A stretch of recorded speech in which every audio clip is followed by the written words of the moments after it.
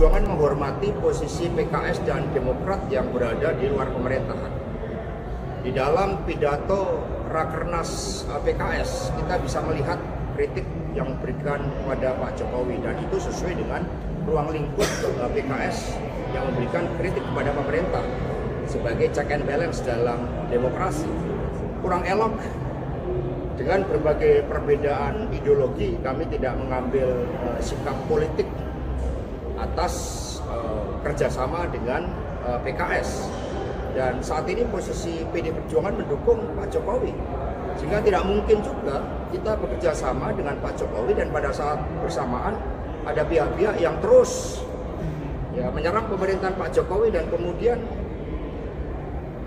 dilakukan suatu penggalangan. Kan kita juga harus melihat kepemimpinan Pak Jokowi sebagai konsistensi sikap dari PDI Perjuangan. Jadi selain perbedaan ideologi, kami menghormati posisi PKS yang berada di luar pemerintahan, tetapi untuk bekerja sama dengan PKS ditinjau dari aspek ideologi, aspek historis, ada hal yang memang berbeda.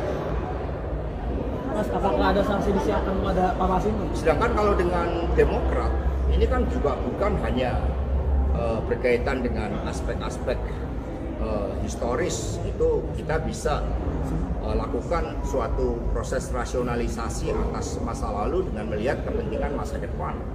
Tetapi ketika apa yang dilakukan oleh pemerintahan Bapak Presiden SBY selama 2 periode, apakah itu juga sesuai dengan yang dijanjikan kepada rakyat?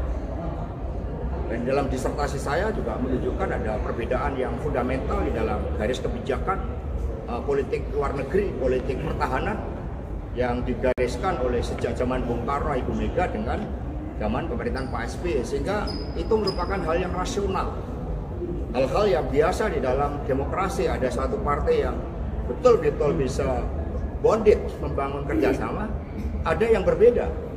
Di Amerika, Demokrat Republik, 2 hal yang berbeda, itu hal yang biasa.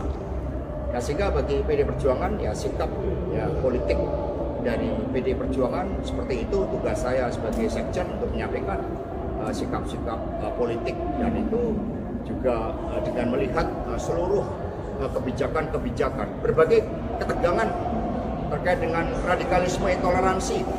Zaman Pak SBY, TVRI itu bisa dipakai oleh kelompok-kelompok yang anti kebinekaan.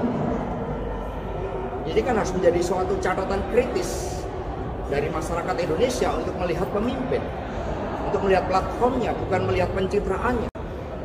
Belum persoalan-persoalan terkait dengan orang-orang muda yang kemudian tidak tumbuh berkembang. Yang kita kan juga bertemu dengan teman-teman HMI, ada mengkhawatirkan itu terkait dengan dulu Pak Anas Urbaningrum dan sebagainya. Nah, jika itu suatu sikap yang rasional, dan di dalam politik kerjasama itu penting. Tetapi kerjasama juga harus melihat ideologi, platform, kesejarahan, sehingga setiap partai punya sikap. Tetapi apapun di luar berbagai perbedaan-perbedaan itu, ketika menyangkut kepentingan bangsa dan negara, PD Perjuangan mengedepankan kepentingan bangsa dan negara di atas segalanya.